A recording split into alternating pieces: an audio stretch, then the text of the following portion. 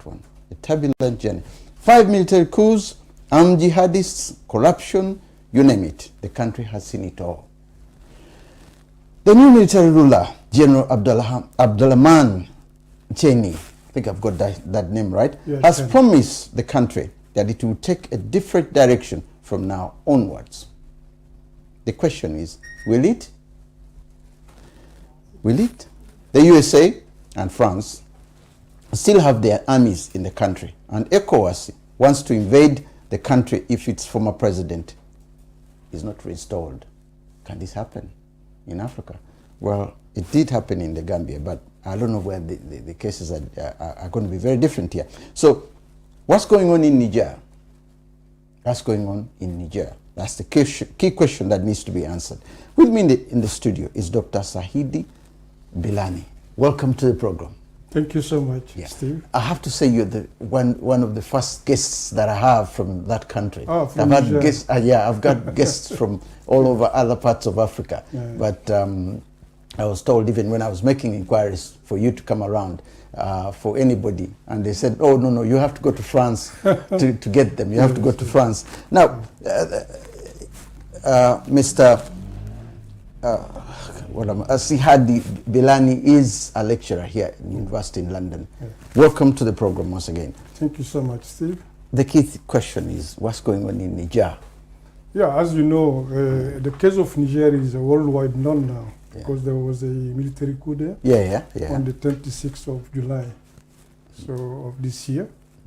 Suddenly, something happened there. So everything changed. Everything changed. Yeah. So many people start asking what's going on, because Niger is not known. Yeah, not exactly. Yeah. It's very often confused with Nigeria. Nigeria, yeah. So which is completely two different countries. Although we do have, some people who are from the same ethnic tribes. Yeah. Like Hausa people, Fulani and Kanuri. You can find them in Nigeria. It used to be part of Nigeria, I should say. No, it was never been, but no, never. When they were dividing up Africa, that part, because of the tribal issue, it should have been part of Nigeria. Or Nigeria should have been part of Niger. It's true. Before we used to have empires. So we did have Kanem Bornu Empire, or Hausa Bokoi, as they say, Royaume Hausa Bokoi. And on the other side, for example, we had the Mali Empire, Songhai Empire. So at that time, there were, as you know, kingdoms, basically. So at the moment, the military coup took place, and of course the military man came in 63 years after independence. There have been coups in the country over the years, and he's promised the same things that other military leaders have promised. Stop corruption, instability, economical management, deteriorating security. He said all those things. But behind that, what's behind that? Is this simply the man was not really, what's happening? Okay. Many people think that this military coup which happened in Niger is the same as in other countries. The other old ones. It's completely different. Completely different. Why? Because in this context, it's important that I recall the context in order to understand better what's going on. As you know, Steve, Niger is occupied right now military, because we have 3 French military bases. 4 American military bases, including one for the drone. Exactly. So we have Germany there, we have Italy, we have Qatar. Wow. Yes. Wow. So all these powers are located basically in Niger. Okay. So they were, supposed to be there to help us to fight, terrorism. Terrorists. But unfortunately, since they came, the number of killing and the insecurity is increasing. So this is a paradox. So, and beside that, also you have, embezzlement, corruption, and also poor leadership, misgovernment, basically the bad governance. And but the key thing that the rest of Africa is trying to learn, because I've covered Niger, I've covered Gabon, there was a coup there. I've covered Mali, there was a coup there. I've covered Burkina Faso, there was a coup there. These are all former French-speaking countries. That's and important. there seems to be a hostility against the French Why? Why particularly the French? Okay. So that's a very good question. Yeah, because, you know, why not in Ghana or in Nigeria, but all this happening in French-speaking countries? Because they were former French colonies. So all these countries, if you look closely at them, they're very, very rich countries in terms of natural mineral resources. Exactly. So France, as you know, they have a direct rule, you know, a very colonial approach. They want to seize everything, you know. I've seen the agreements they did. The agreements. You're banking in France. All the companies that are French made, they are French companies that have to operate there. Absolutely. And your money has to go through France, and you know everything has to be there. Exactly. Yeah. So the change this time. Is it a question of we've had enough? Because they were supposed to help us to improve the security situation in the Sahel region, in Niger. But on the contrary, they're not doing that. So we assume that, or we have even facts, actually, that they're there for something else. But uranium and something else, for our resources. But so for the past 63 years, is there something you can count that the French have built those highway, the French have built a housing estate, the French have done this? Is there something you can count? Because we in Uganda or in Ghana, we count hospitals, we count roads. The British did that even before independence. There were hospitals in our country. There were schools in our country built by the British. Is there anything as a person from Niger you can say? To your knowledge. To my knowledge, nothing. Nothing apart from military bases which they installed in our country. They have not built anything. Obviously, there is what they call development aid and budgetary aid. They bring it, but it's not like for free. Because at the end of the day, the country has to pay taxes. But how about the European Union? There was money which was actually designed for these three countries, and even up to now, I was reading somewhere, and they were saying they haven't seen the estimated 3 to 4 million euros. 400 million euros, which were meant to go for. Where does this money come back to Europe? Meant to go. Meant to go. But they never give that cash. So they give it in form of projects, which they manage themselves. And they pay themselves. Usually they bring the stuff. So it's not. Basically, they didn't do anything for us. They haven't done anything. No, nothing. Because 60 years, more than 60 years, Niger is very poor.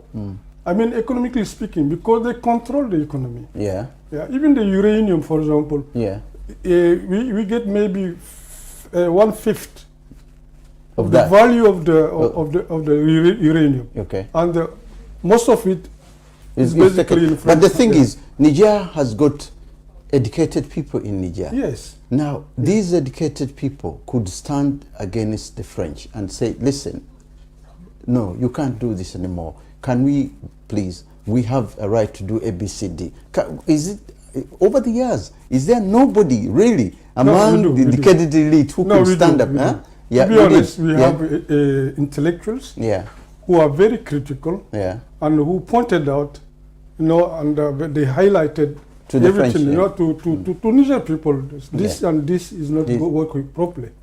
But as you know, in the regime which has been deposed, they're very refractory, you know, they're very immune to criticism, basically. So if you start criticizing, you will end up in prison. But then President Bazoum, according to ECOWAS, he had done some improvement. He had done some improvement in terms of the structural development of where the country was heading.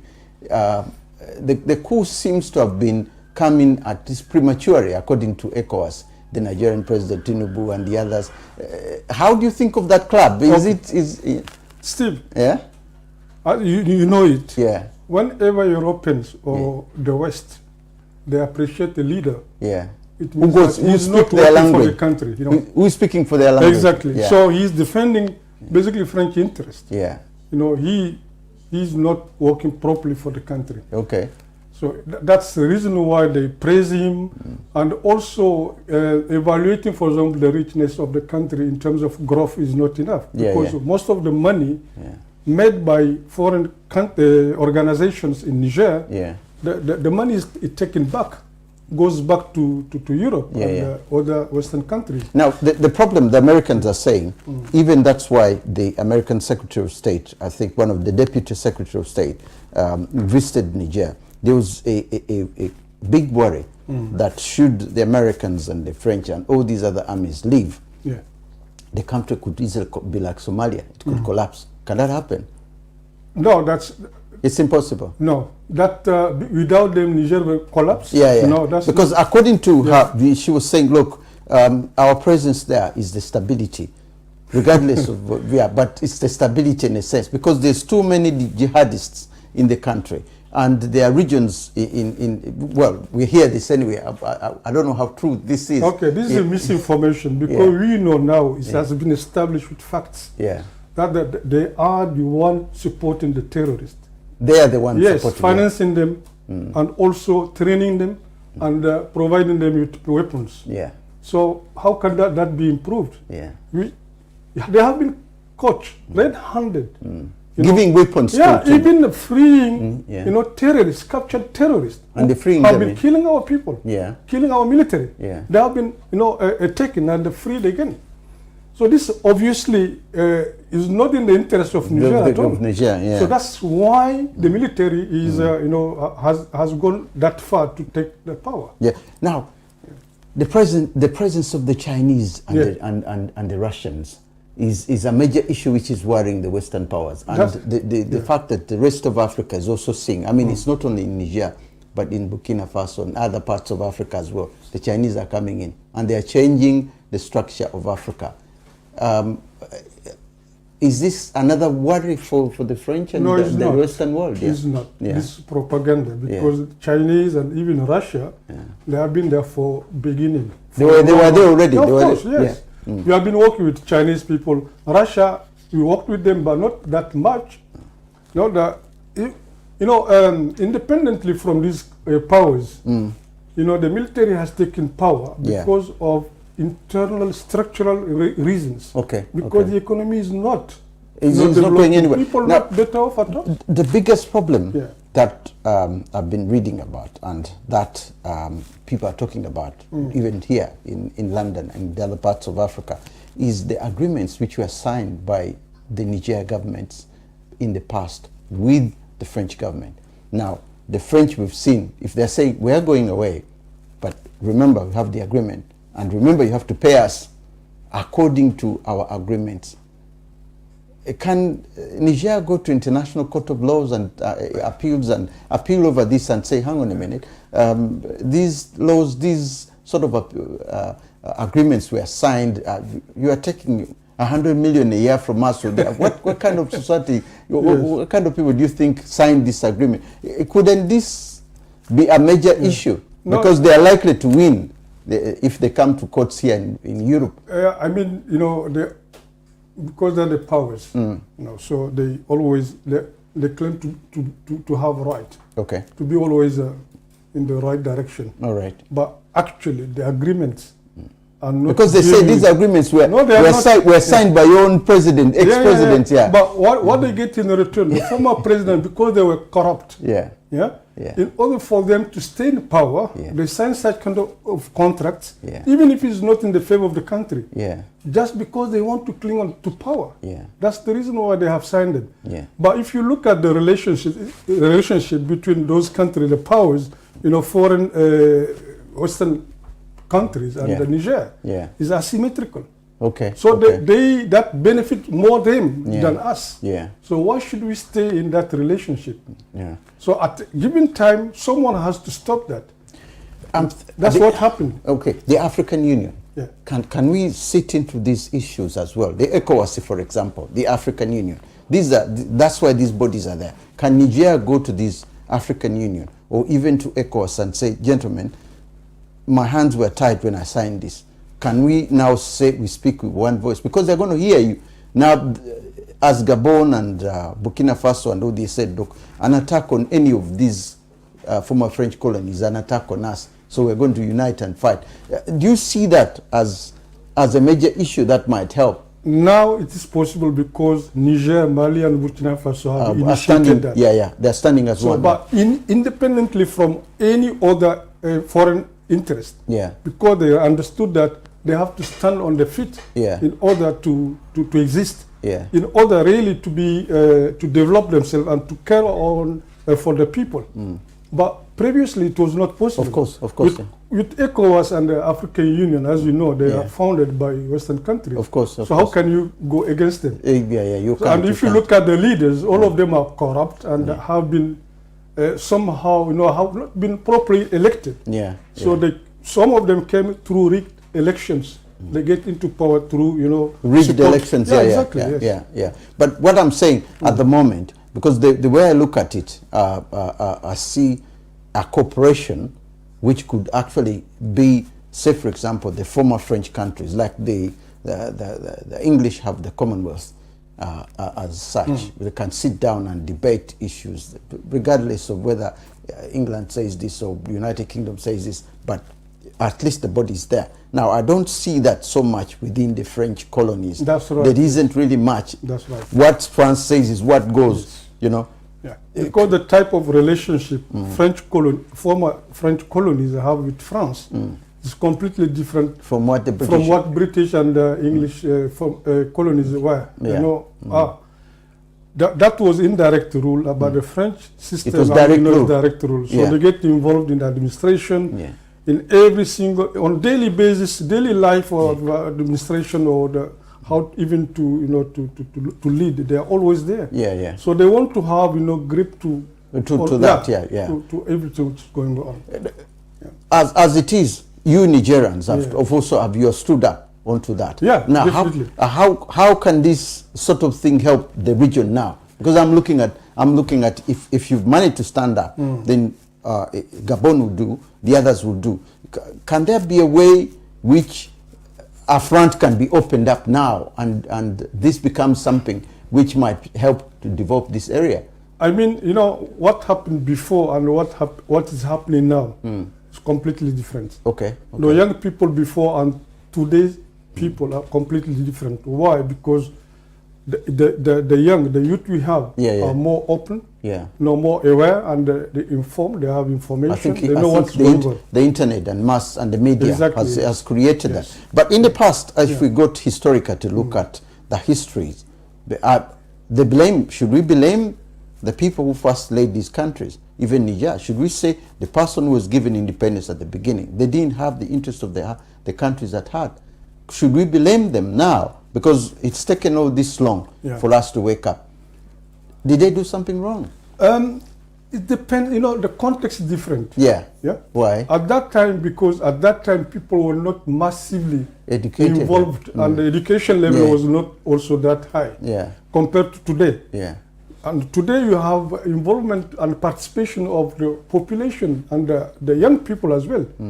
For example, Niger, we know more than 80% of the population are young. So they are educated, they are aware, they know what's going on through internet, the social media, in minute they know what's going on. So some things they can't accept it anymore. But another problem that has always happened, and I think this was explained, the French, most of the French colonies, most of the former French colonies, there wasn't much outsiders, people from different, if you look at Uganda, if you look at Kenya, if you look at Ghana, there was too much of outsiders also being part of it. But we go to Niger, you're going to 80% to 90% are people from Niger.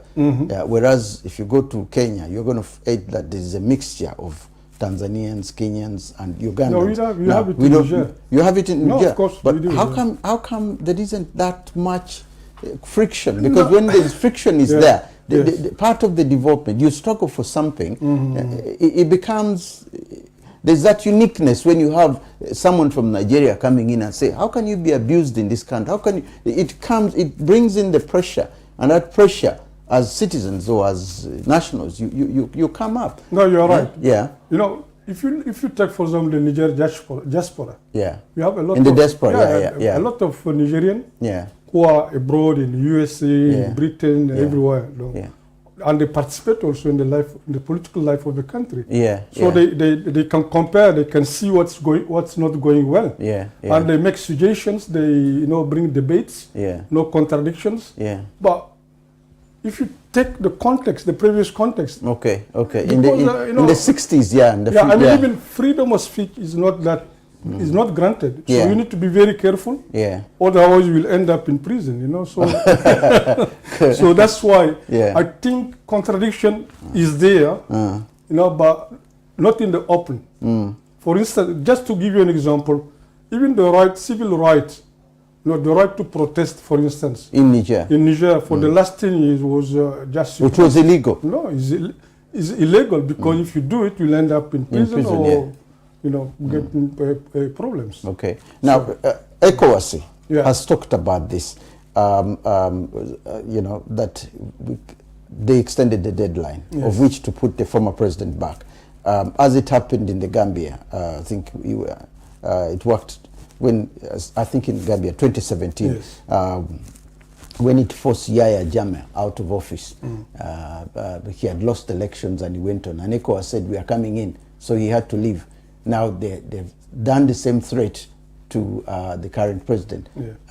Can it work in Niger? I don't think so, because it can't. The contexts are different. Yeah. There in Gambia, the former president Yahya Jammeh, he lost elections, he didn't want to go. Okay.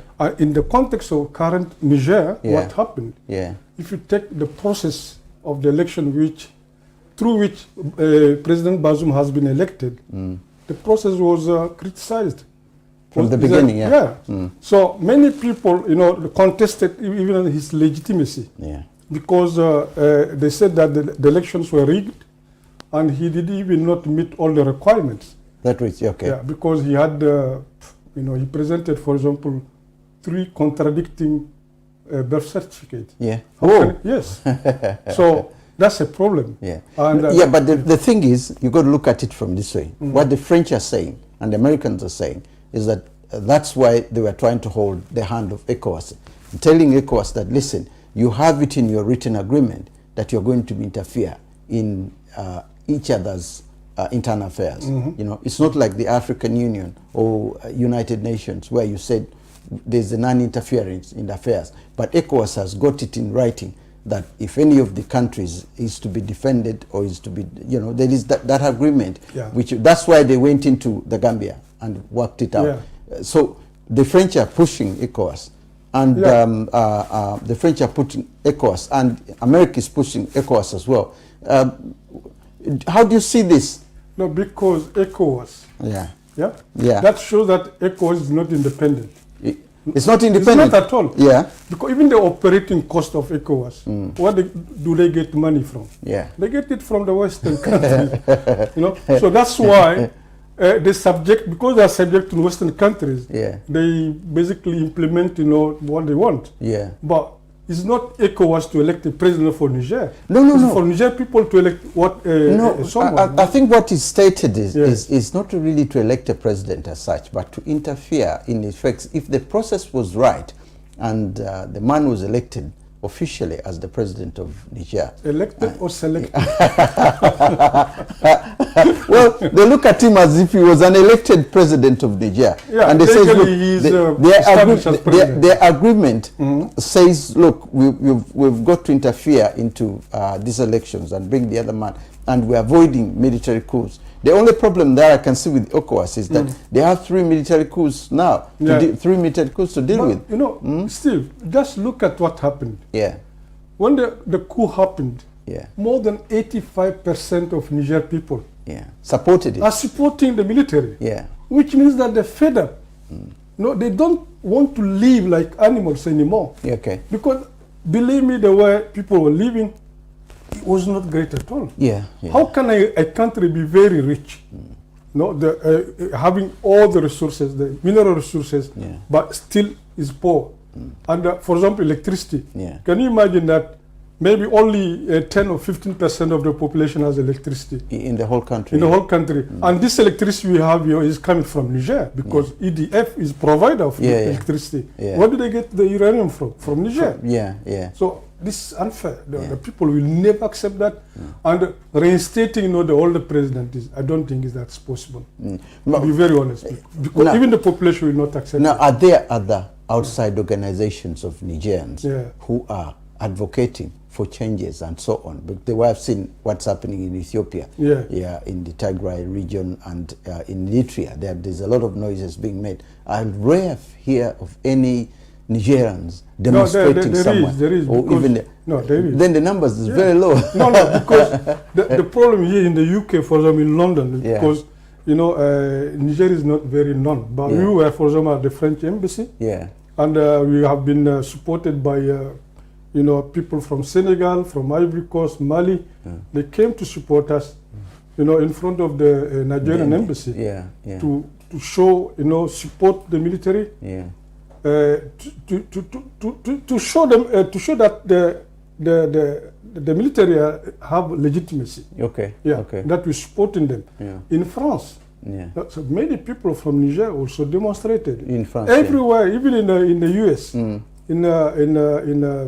in Belgium, in Germany, I know many, Niger diaspora who have demonstrated. Now, the key question has always been, when you go to the French Parliament, and you get the parliamentarians from France, because this is one other things that we discussed at some point with someone here, that when you demonstrate, you simply demonstrate outside. But when you get the French MPs themselves, and you start telling them issues that they don't know, they can help with the changes in the government, the government structure in France.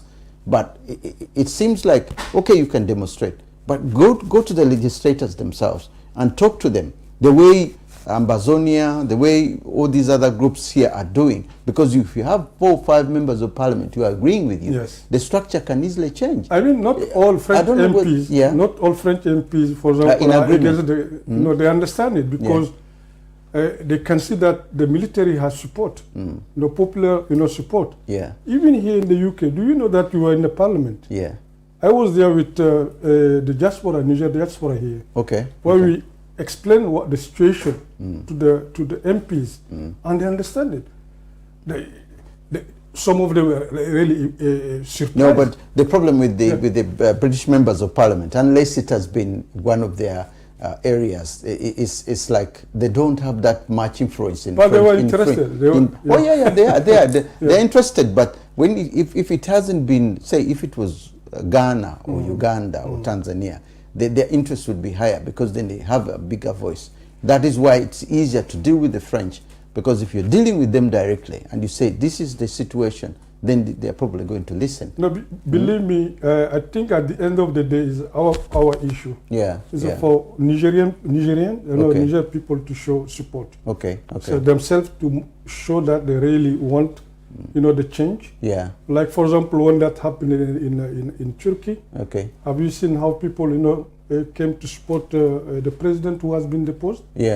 Or the same happened in Venezuela as well. In Venezuela, they tried to get the president out of the way. People stood and show support. So that's the same happening. It comes with the organization. Now, women have been a major players in most of African politics, but they are not really put at the front. And I've seen this is not happening in Niger quite a lot. It's happening. Believe me, Niger women are Amazons. If you know that expression, they are really warrior. And right now, for the why France has at the end of initially they didn't want to leave. But they have been forced to leave. Because women supported. Now, until at the time of speaking, if you go to Niger, in front of the French military bases, women are still there. The women, because they're feeding people. They're chanting. They're encouraging people. I mean, there's really a great support. To the military. Because everyone wants that change to happen. Okay, if the women, the problems, okay, they're there, they are supporting, but they are not in any leading roles. No, they are. We have, even in the former parliament, we had women. Women as MPs and ministers. So Niger is in that region, to be honest, in many, almost in all French-speaking countries. Niger is the one. I think Niger stood up in terms of gender equality and all this. So we're doing a lot. To be now, honest. how is faith affecting this? Christianity and no, the Muslim problem. You don't have that problem? No. Because it's existing in other areas. The jihadists are coming in, they're using religion as a major issue, which is not a practice, which is not, it's ahead. Say, look, Muslims are marginalized in Niger, and then at the same time, Christians are marginalized. This is happening in Mali as well, because you also got some Arabs who are either born there or moved in, and how is that situation? How is it going to work out? Yeah, to be honest, you don't have ethnic issues. You don't? No, you don't, because Niger is a mixed country in terms of ethnic mixed. Yeah, you got the Arabs. Yeah, because you got the Fulanis, you got the Ibos, people, the Hausa Germa people, Jema, and Gurmanche. You have them between Burkina Faso and Niger.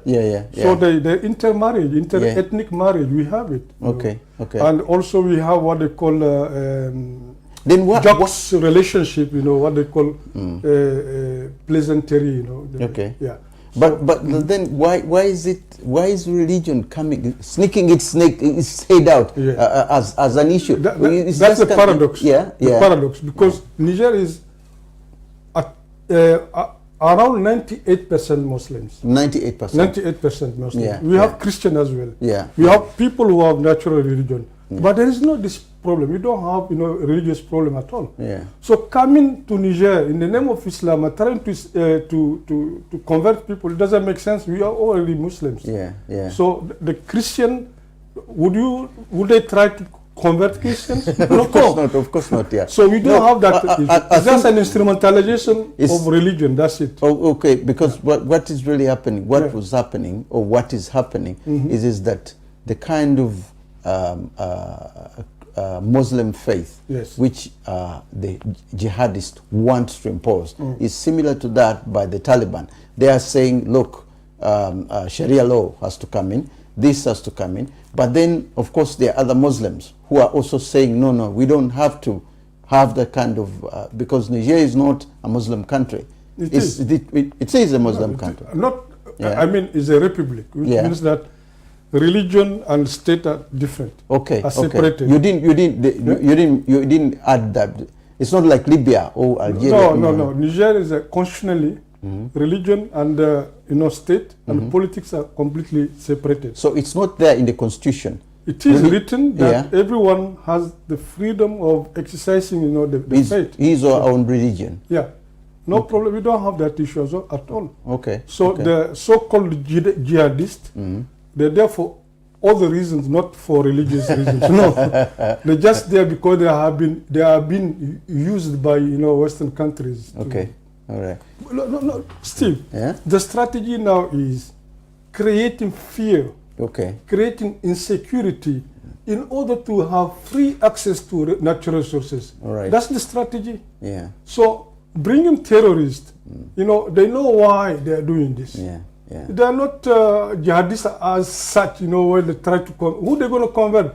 Well, even in Mali, if you look at Mali, Mali. Because I'm looking at those countries, Gabon, Mali, Burkina Faso, the structure there, which is worrying the Americans so much, in the sense that if they let Abu Muslim, I think that's the organization, to go into and convert as many followers as possible, then they will end up coming to America, they will end up coming to France, they will end up going to carrying out, because they are all affiliated to Al-Qaeda. They are looking at them from that angle. Now, if you say it's not something that is of much worth, then we are being deceived by Western propaganda. No, honestly, we need to differentiate.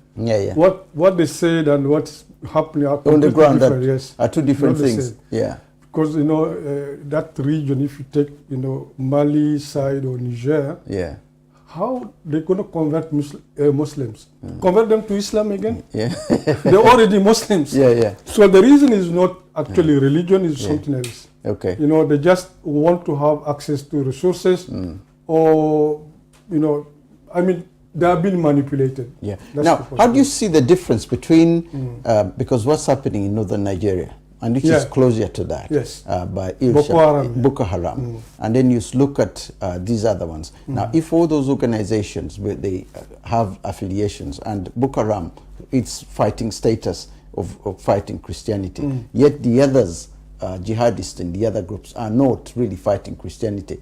They are there being manipulated. How do you see that? Because I'm looking at the entire region almost full up with ammunition and so on. Will that region ever be stable?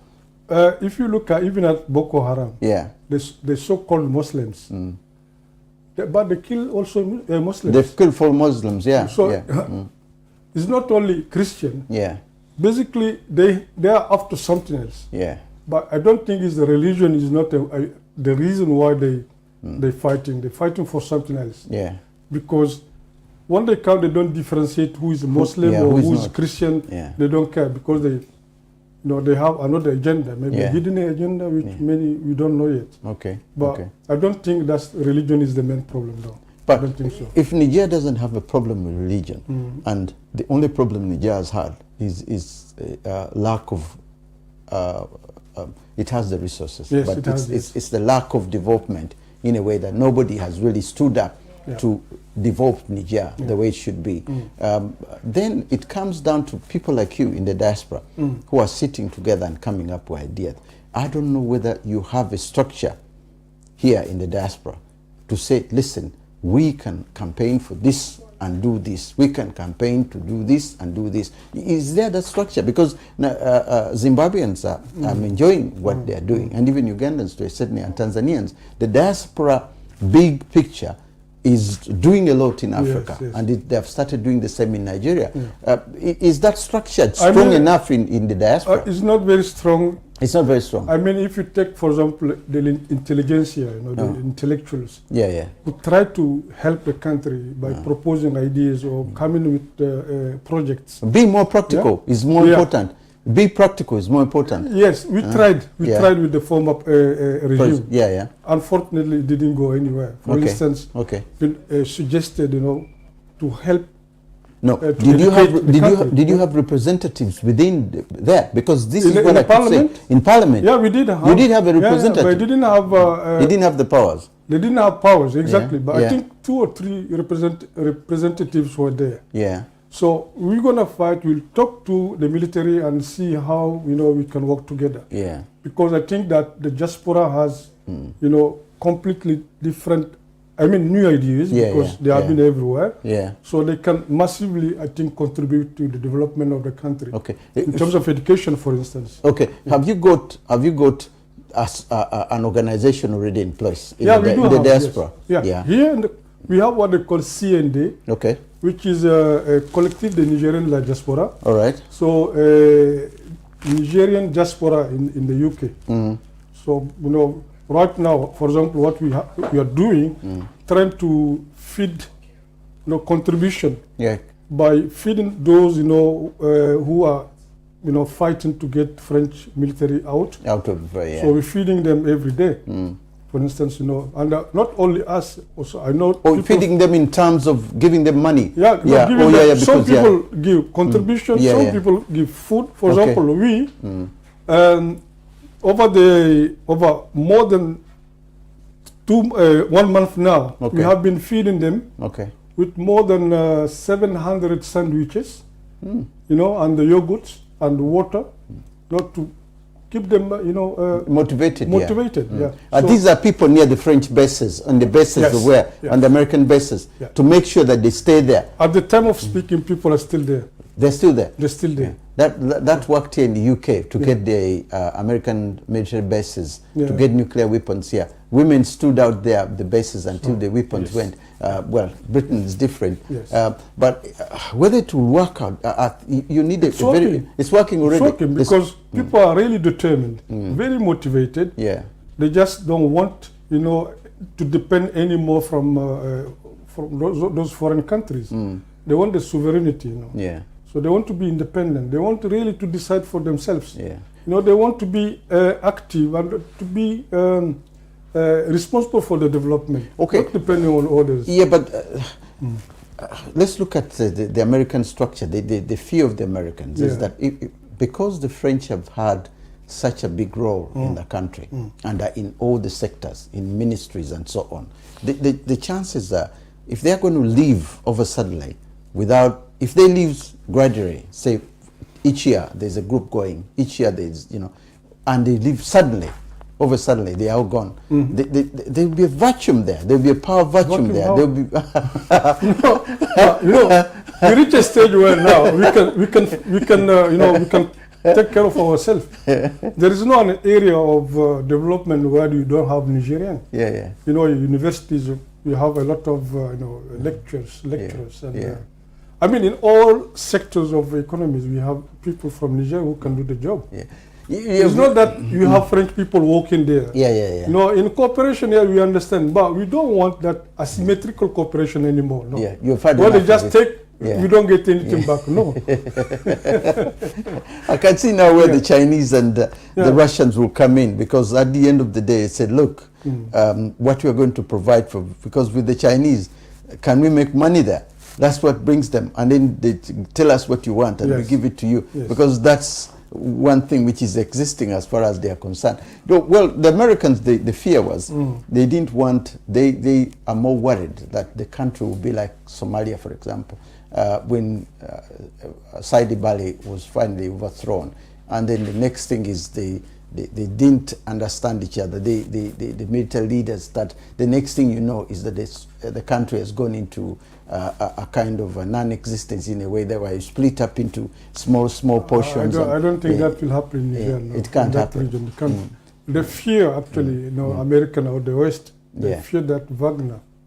Wagner, but there is no Wagner there.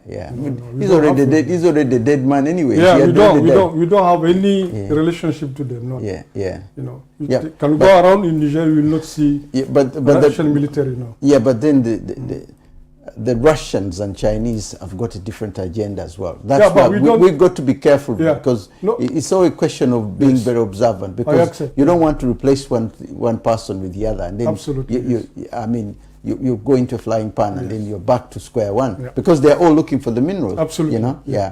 But to be honest, we don't have that relationship. You know, we establish what we want now is a win-win relationship. Even France, it's not that we are against them, no. They can come back, we can negotiate the terms and conditions. Well, you know, we can have a win-win relationship. Why should they take always more than we? So win-win relationship. I saw quite something which I think would embarrass the French. They were destroying all the diggers and everything when they were told to leave. They destroyed all the cars. They were even trying to destroy the houses. That's what they did in Guinea when they were living. You know? Yeah, they were living, and they were trying to do the same thing, I think, in Niger as well. So, no, but they may. No, in Gabon, they did something. In Niger, they didn't. What did they build? Nothing. No, the vehicles that they were using for the minerals. No problem. Because they told them that you are. I mean, we're cancelling your contracts and all that. So all the diggers, everything. So he said, you begin with something. They destroyed everything. But to my knowledge, the uranium exploitation has, the extraction of uranium, they're still extracting. They're still doing it. I think that's because of the agreement they have with the previous governments. But what we want is to renegotiate the terms and conditions. So that everyone can profit, can benefit from that relationship. I don't think it's something very difficult. They need to learn, because the things have changed now. You know, the geopolitics. You know, we are in a multipolar, world. The world is a global village. Exactly. Why always, they just take, give us back.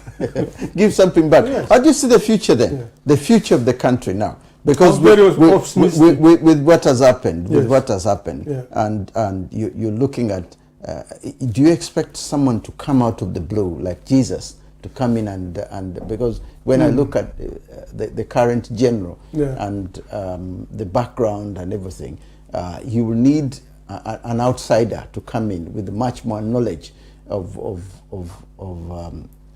diplomacy, if you have to get the best out of the French and out of the others, because from what I hear anyway, as a journalist, is that he's not the best person to actually stand in and represent Niger. He may have...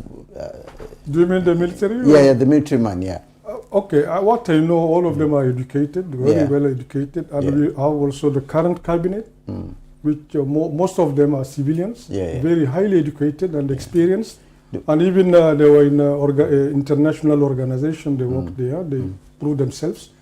And we have intellectuals who can do the job. So I think the military is not seeking to stay in power forever, no.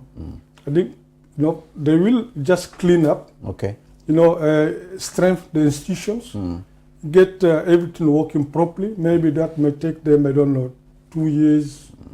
They said not more than 3 years, not more than. So this can be negotiated. All right. Once they have everything in place, insecurity, has been controlled, then we can, initiate that development. But how can we develop if people are not secure? If people have been killed every single day, can you imagine? Yeah. So, and these people are not doing, the former, regime were not doing enough. So I think they need to take control. They need to, to be in charge of what's going on.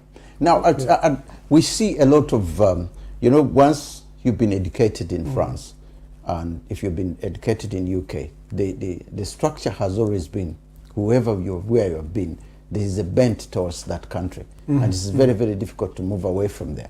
And you see that's why the French lost Rwanda, because Kagame being educated in America, and here there is always that bent. And I don't see how a French educated general or world, there will always be, unless someone comes in who is different, and there's always going to be a bent towards the French. It's going to be very difficult. I mean, people like you're educated here. There is that difference you've seen both in Niger and in France.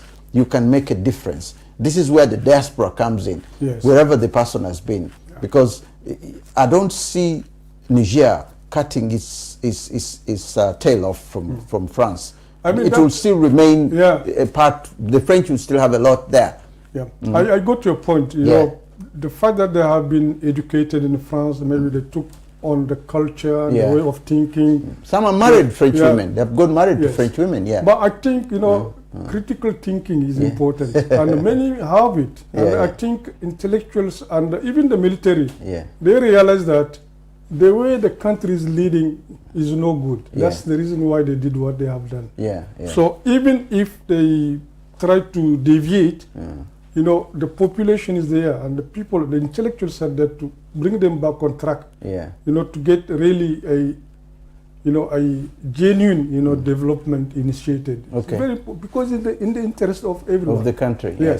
So we cannot go back. It doesn't make sense at all. And I think that people will be, observing, and they will be trying to direct them in the right direction, because they are aware also as well. Do you see yourself getting a position there? I want to be shaking the hands of the next president of Niger or a minister somewhere in that position, because to be honest, I'm a lecturer. So I like teaching.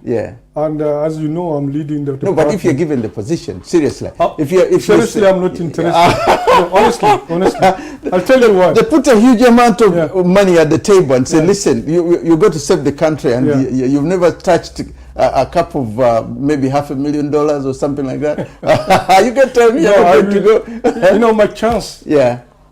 I can praise myself because I studied philosophy. So that has helped me. To consider money is very important, but it's not the source of happiness. I know, I'm just joking. But what I want for my country is to be useful for the country, If I can advise, or if I can contribute to educate or to improve education in my country, that will be, for me, satisfaction. But money or position, it's not the end of the day, it's not. No, it's not. The interest is far much better. Absolutely. There are very few Africans who would really answer that question in the same way. But most of, they will say, okay, money is something, because it takes care of things. But it won't be the interest I'll look out for. But then again, when you look at it, you're not growing. Nobody's growing younger. And if you have the opportunities of serving your country in a different way, why not? You take that opportunity as it comes.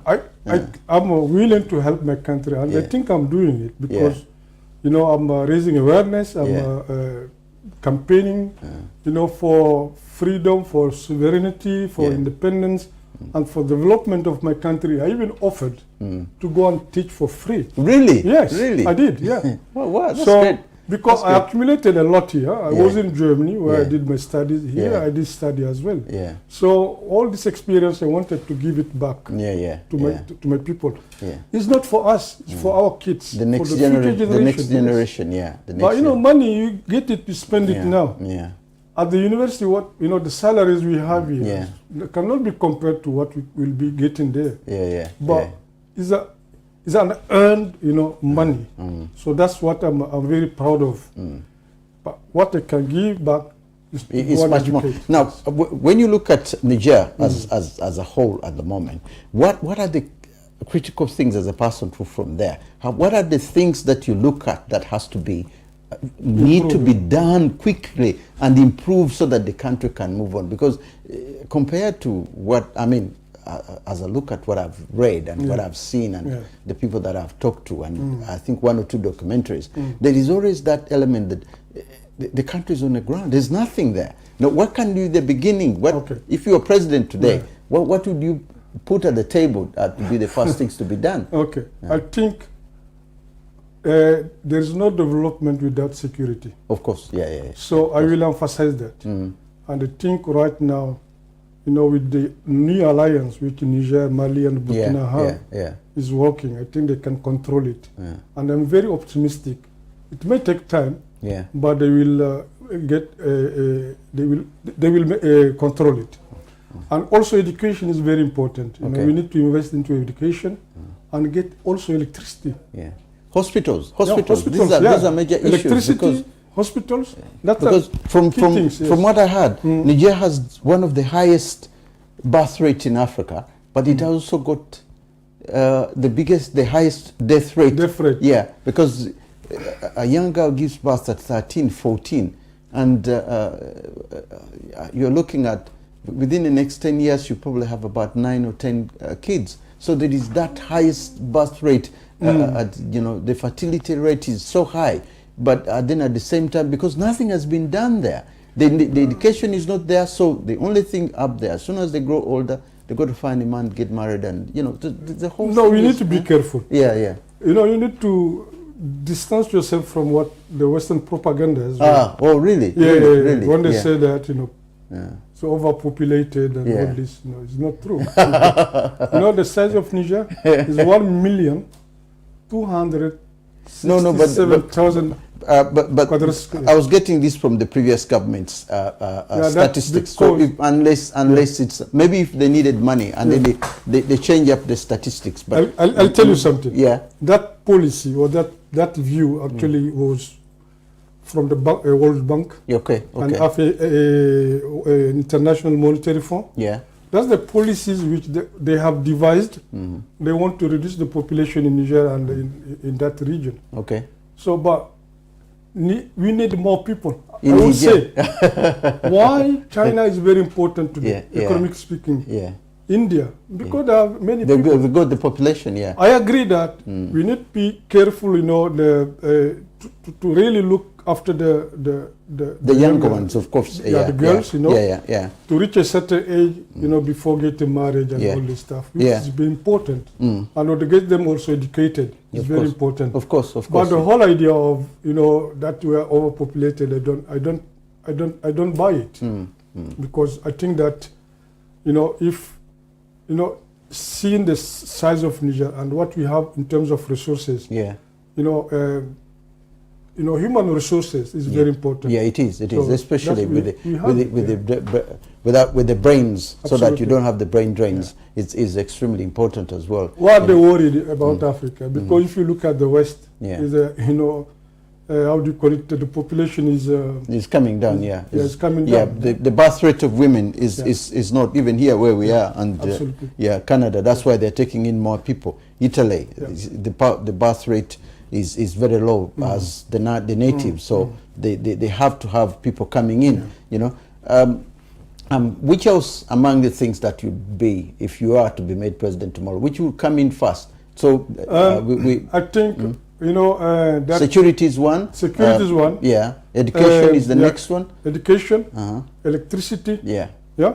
And the hospitals as well, you know, because in order to develop, we need to have, you know, healthy people. Okay. That's very important. Yeah, it is. It is. I think that's things which, from my point of view, are key, which we really need to look after. And, you know, try also to fight corruption, because believe me, you have the resources. That's what Mandela said at the beginning. He says it kills more people. Corruption kills more people than diseases, because the money that would have been spent, you know, would have been spent on the continent is leaving the country. So it becomes very difficult.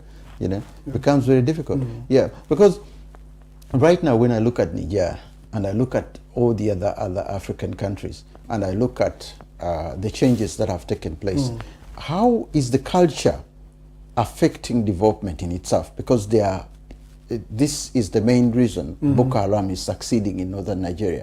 The cultures of the Fulanis, is that the Fulanis in that part of the world, they are fighting so much to keep the religion and to keep the cultures of saying, look, we need to keep cows, we need to keep goats. We don't want any of these stay in one place and develop the land. Niger has something similar, where people move from when there's no food here, they go to the next food. They are nomadics. Nomadism, yes. That culture, those cultural, you know, how do you get those out? Because somewhere along the way, they are also affecting the development, because it's affecting northern Nigeria, and it's next door. Yeah. Okay. First of all, you know, I know that there are a lot of prejudices about ethnic groups. Okay. For example, in Nigeria, I met many people who talk about Fulani people. Yeah. But they're not. You're not Fulani. No. I mean, I'm mixed. I have friends, I have parents. Yeah. But to be honest, it's not an ethnic matter. Yeah. No. You know, in the terrorism, we can find all. No. From the cultural level. Yeah. Because there are people who are. But they can still contribute. Oh yeah, they can. What I'm saying is that there are certain cultures in West Africa, and even in my own country, in Uganda, where certain things you can't get them out. Because even in India, do you mean the mentality? No, the mentality is the mindset that they have because of their cultures. Yes. You know, it's so common that, I mean, if you go to Pakistan, certain areas of Pakistan, they will tell you no. They can't even shake hands with a person who is not a Muslim. Now, that's what I'm saying is it's not important. You need to get. It's part of education, because if you don't get those things out of the way, then development is going to be. You're going to find it very hard to develop an area when the chief in that area. To be honest, you need to empower people. How can you empower people? By educating them. Okay. The more education they have, the more are they willing to take initiatives. Okay. You know, which will initiate development. How about going hand in hand? Because this is what where the thing is. If they have to go hand in hand with the modernity and of course the past, so that we don't really say we are putting the past behind us. You know, not in a religious way, because religion and culture, these have been two things in Africa, which you know, Kenya is having that in a way. It's been fighting that battle where they're saying, circumcising women has been a culture, but they're saying them, no, it's not one of those things which we want in a modern Kenya, but the nationalists are saying it is part of the culture, and we want it in Somalia and other parts of Africa. But hygienically, they are saying, medically, it's not something. So you get me? I'm trying to put that point across in that there could be something else about the land as well. When you go to certain parts of Niger, and the people there are saying, no, we don't want that change. Yeah, you know, I think we need to find out our way of development. Okay. You know, we cannot just copy what the West does. Copy and paste. No, it won't work. Because you know what they call Enlightenment philosophy, you know, which has initiated that development. Yeah. That's like a psychological language you're going in now. I'm a layman. By trying to to separate past, what past is not important. You know, they look forward, etc. But I think that will be a mistake for us. Really? Yeah, because if you look back, we have a very, very rich culture which has enriched the whole world, which has impacted the whole world. you know, in all areas of knowledge you will see that they all came from Africa. So we need to, you know, to go back, you know, and having, you know, to have a critical relationship to our culture, you know, critically to analyze what can be used, what can be analyzed, what can help us, you know, to develop ourselves. I understand. So we're not at the pace of Western countries. No, we need to look after ourselves. The reason why I'm mentioning that point, is if we look at what's happening now, between the Jews and the Palestinians, something which took place, I don't know how many centuries ago, is still disturbing them in the 21st century. So the structure was never, okay, their story is different, it's not Africa, it's but not the same. We can't compare that. But what I'm saying is that Africa has seen that when it comes to development as well, because the mindset, of course, education can help out.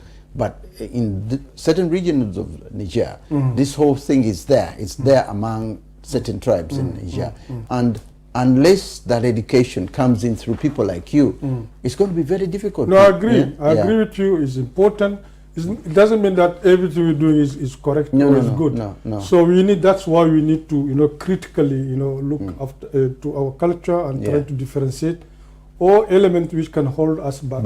Not to leave them. And try really to take what is useful for us and find out our own way of development. So it's very important. It is. That's the reason I'm mentioning that. Most African leaders don't look at it, and most Africans in the diaspora, they come in with the education they have in the diaspora, and they think, oh, we're going to learn this on them, and this is going to work. You come in with what you've seen at the World Bank. You come in with all this, but then in the end, you forget that the other thing was more important. To get it out of the people's system. Because they have grown up with it. It's there in their lives, and it's like a cancer in the blood. It can't just go away. So unless that one is sorted out, you know, it's going to be very, very difficult. No, absolutely true. It's going to be very difficult. I think that, you know, that initiative is taking place already. There are a lot of literature, a lot of research which has been done. You know, trying to really to have a critical access to our culture, a critical evaluation, assessment of what we inherited, you know, from the past, and try to see how we can use them in the present. Example would be, for example, if you look at the Maat, you know, the concept of Maat. Okay. You know, if, for example, in the West, when they talk about democracy, they talk about, you know, freedom, equality, you know, equality, and justice, for instance. Okay. But if you look at the African culture, that makes up the word Mat. Mat is more than that. Okay. Because it's about truthfulness. It's about, you know, justice. It's about also solidarity. So we go beyond what they have. You know, but if you look at the Western culture, that aspect of solidarity is not anymore there. But very egoistic countries, you know. So they need it. This human touch with, you know, relationship among people is very important. But how about nationalism? Because that's what is killing Africa. Nationalism. I don't know whether it's coming in now with the interest of what the Malian, the Nigerians want. The nationalism there. That's why you're paying money to keep those people there. That's because that's in the national interest. They have to go. They have to do this. But then you haven't done. You've done that, but then you haven't done the national structure that will unite an Igbo man with a Fulani. No, but you get the point. But as you know, people do not live in silos, as you know. They don't live in silos. We have a cultural identity. Because we live together, you know, for how many years now? For centuries. So definitely a lot we have in common than what we have, you know, in difference. So we have a lot, you know, a basis, a very solid basis, which stick us together. So I would differentiate between nationalism and the patriotism. Oh, you did? No, there is a difference. I thought they're both. They go hand in. They don't go hand in hand. To be patriot is to love the country. So nationalism can be negative. if you just want to assert yourself, without taking into consideration others as well. Okay, we're coming towards the end of the program. Okay. And, it's been very interesting. So the nationalism and patriotism is one area I wish I had mentioned earlier, and you give us a very good definition of that. Right, because I've always thought that nationalism goes together with they're a bit different. It's not the same. Patriotism and nationalism. Because if you're nationalist, sometimes they want to assert themselves, but at the expense of others. Okay. But if you're patriot, you love your country, but you also consider others. Isn't that dictatorship? Yeah. When you say nationalist, when you... It can be. For example, why they call the Hitler's politic national socialism? Because they're asserting themselves, by negating all others. Okay. I need to do. I need to do politics to get that. To get this, and I need to do politics to get that. I just want to say thank you very, very much for coming. Thank you so much, Steve. I've been enlightened really with Niger, and I do hope that our viewers have also learned a lot in today's program. Thank you very much for being with us, and I do hope we'll be together again next week for another edition of Africa Speaks. May God bless you all. Thank you so much. Do you require advice or representation regarding a personal injury or criminal matter? If the answer is yes, then you do not need to look any further. Aduku Solicitors is here to provide you with all the expert legal advice and representation you require. Be it immigration, criminal law, appeal against conviction or appeal against sentence, family law, personal injury, civil litigation, employment law or housing law. The Duku Solicitors is your trusted one-stop legal services provider with expert solicitors and caseworkers on standby to assist. Our police station emergency number is 07792 459 339. You can also call the Duku Solicitors on 0207 183 1479. You can locate Aduku Solicitors at 662 Old Kent Road, London, SE15 1JF.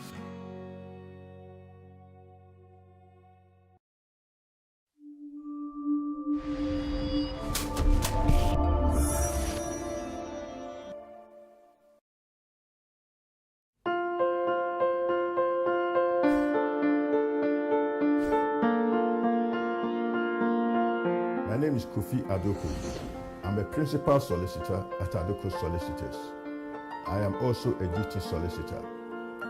Anytime a person is arrested and taken to a police station, or if the police invite you to the police station for a voluntary interview, you have a right to free independent legal advice. Adoku Solicitors is authorized to provide free independent legal advice at police stations in England and Wales.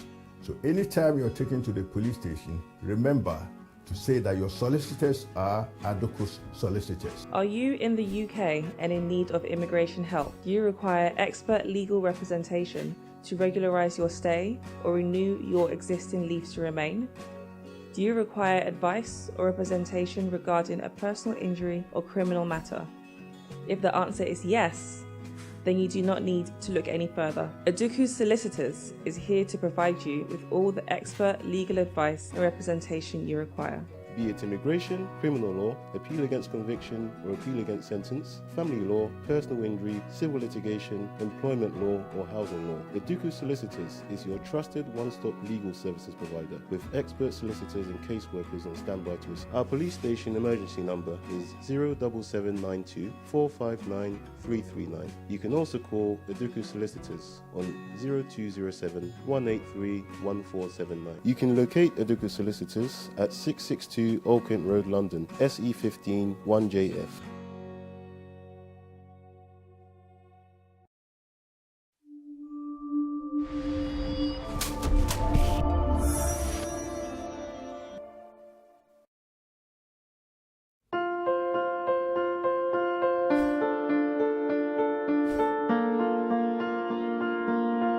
My name is Kofi Adoku. I'm a principal solicitor at Adoku Solicitors. I am also a duty solicitor. Anytime a person is arrested and taken to a police station, or if the police invite you to the police station for a voluntary interview, you have a right to free independent legal advice. Adoku Solicitors is authorized to provide free independent legal advice at police stations in England and Wales.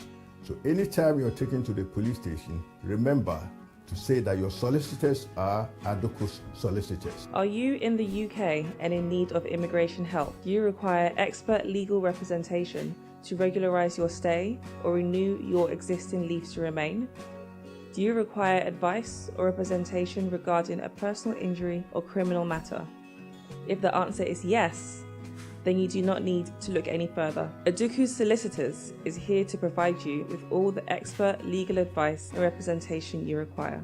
Be it immigration, criminal law, appeal against conviction or appeal against sentence, family law, personal injury, civil litigation, employment law or housing law. Adoko's Solicitors is your trusted one-stop legal services provider with expert solicitors and caseworkers on standby to assist. Our police station emergency number is 07792 459 339. You can also call Adoko's Solicitors on 0207 183 1479. You can locate Adoko's Solicitors at 662 Old Kent Road, London, SE15 1JF.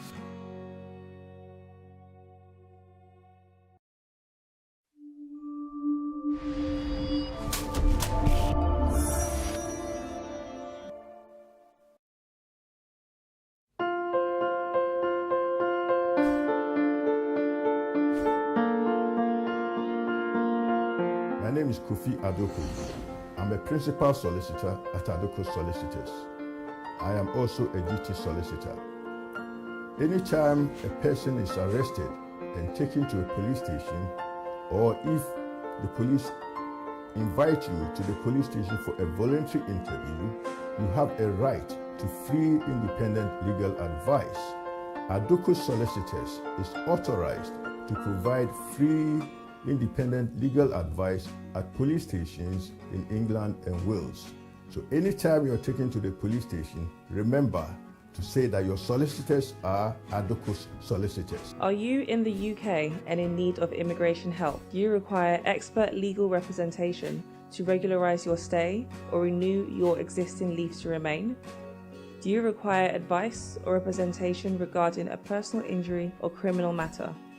If the answer is yes, then you do not need to look any further. Adoko's Solicitors is here to provide you with all the expert legal advice and representation you require.